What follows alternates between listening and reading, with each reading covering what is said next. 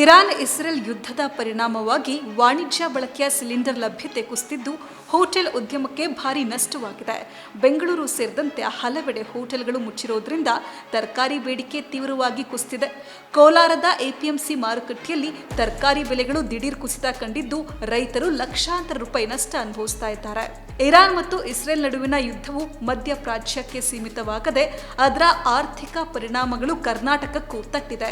ಕರ್ನಾಟಕದ ಹೋಟೆಲ್ ಉದ್ಯಮದ ಬೆನ್ನಲ್ಲೇ ಇದೀಗ ಕೃಷಿ ವಲಯಕ್ಕೂ ಯುದ್ಧದ ಬಿಸಿ ತಟ್ಟಲು ಶುರುವಾಗಿದೆ. ಯುದ್ಧದ ಕಾರಣದಿಂದಾಗಿ ವಾಣಿಜ್ಯ ಬಳಕೆಯ ಅನಿಲ ಸಿಲಿಂಡರ್ಗಳ ಪೂರೈಕೆಯಲ್ಲಿ ಉಂಟಾಗಿರುವ ಅಡಚಣೆಗಳು ಹೋಟೆಲ್ ಉದ್ಯಮಕ್ಕೆ ಭಾರಿ ನಷ್ಟವನ್ನು ಉಂಟು ಮಾಡಿವೆ. ಬೆಂಗಳೂರು ಸೇರಿದಂತೆ ರಾಜ್ಯದ ಅನೇಕ ಪ್ರಮುಖ ನಗರಗಳಲ್ಲಿ ಮತ್ತು ಕೋಲಾರದಂತಹ ಜಿಲ್ಲೆಗಳಲ್ಲಿಯೂ ಕೂಡ ಹೋಟೆಲ್ಗಳು ತಾತ್ಕಾಲಿಕವಾಗಿ ಮುಚ್ಚಲ್ಪಟ್ಟಿವೆ. ಇದು ತರಕಾರಿಗಳ ಬೇಡಿಕೆಯನ್ನ ಗಣನೀಯವಾಗಿ ಕುಸಿಯುವಂತೆ ಮಾಡಿದೆ. ಸಾಮಾನ್ಯವಾಗಿ ತರಕಾರಿ ಉತ್ಪಾದನೆಯ 60% ಹೋಟೆಲ್ ಮತ್ತು ಆಹಾರ ಉದ್ಯಮದಿಂದಲೇ ಬೇಡಿಕೆ ಇದೆ. ಆದರೆ ಹೋಟೆಲ್ಗಳು ಮುಚ್ಚಿರೋದ್ರಿಂದ ಈ ಬೇಡಿಕೆ ಇಲ್ಲವಾಗಿದೆ. ಇದರಿಂದಾಗಿ ತರಕಾರಿ ಬೆಲೆ ಗಣನೀಯ ಕುಸಿತವಾಗಿದೆ.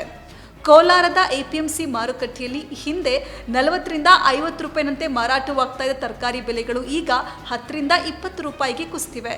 ಕೆಲವು ತರಕಾರಿಗಳಾದ ಕ್ಯಾಬೇಜ್ 2ರಿಂದ 3 ರೂಪಾಯಿ, ಹೂಕೋಸ್ 5ರಿಂದ 8 ರೂಪಾಯಿಗೆ ಮಾರಾಟವಾಗ್ತಾ ಇವೆ. ಕ್ಯಾಪ್ಸಿಕಮ್, ಹೀರೆಕಾಯಿ, ಬಜ್ಜಿ ಮೆಣಸಿನಕಾಯಿ, ಸ್ವೀಟ್ ಕಾರ್ನ್, ಕ್ಯಾರೆಟ್, ಬದನೆಕಾಯಿ ಮುಂತಾದ ಎಲ್ಲ ತರಕಾರಿಗಳ ಬೆಲೆಯು ತೀವ್ರ ಕುಸಿತ ಕಂಡಿದೆ. Bajji, bonda, gobi manchuri, noodles, fried rice ಮಾಡುವಂಥ ಸಣ್ಣ ಪುಟ್ಟ ಹೋಟೆಲ್ಗಳು ಮತ್ತು ತಿಂಡಿ ಅಂಗಡಿಗಳು ಸಹ ಅನಿಲ ಸಿಲಿಂಡರ್ಗಳ ಕೊರತೆಯಿಂದಾಗಿ ಮುಚ್ಚಿರೋದೇ ಬೆಲೆ ಕುಸಿತಕ್ಕೆ ಕಾರಣವಾಗಿದೆ. ರೈತರು ಲಕ್ಷಾಂತರ ರೂಪಾಯಿ ಬಂಡವಾಳ ಹಾಕಿ ವಿಶೇಷವಾಗಿ ಬೇಸಿಗೆ ಕಾಲದಲ್ಲಿ ಕಷ್ಟಪಟ್ಟು ತರಕಾರಿ ಬೆಳೆಗಳನ್ನು ಬೆಳೆದಿದ್ದಾರೆ.